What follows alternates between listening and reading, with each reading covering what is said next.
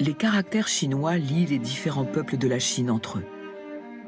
Par exemple, dans les territoires mandarins, le caractère graphique de l'amour est prononcé ai. Mais en cantonais, le même caractère est prononcé nuo.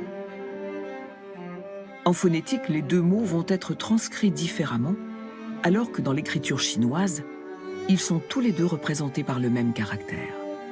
Ainsi, même si les langues parlées sonnent différemment, les caractères écrits sont les mêmes partout. L'écriture chinoise est ainsi le garant de l'unité de la Chine et de son immense territoire.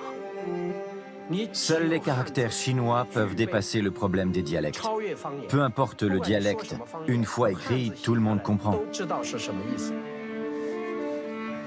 De surcroît, le peuple chinois est profondément attaché à son système antique. Chaque caractère est infusé d'une longue histoire.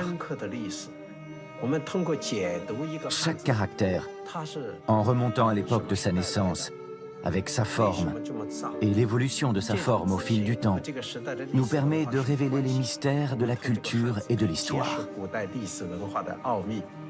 Il nous reste encore beaucoup de questions sans réponse, mais chaque fois qu'un de leurs secrets est révélé, on éprouve une joie indescriptible.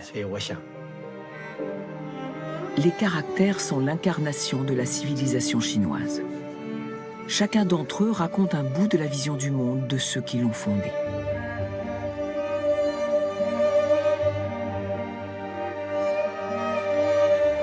Par exemple, la combinaison du caractère femme associé au caractère enfant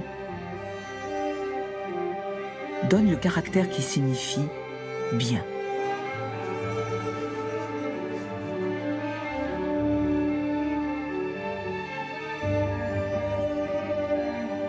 Le caractère chant, combiné au caractère force, signifie homme.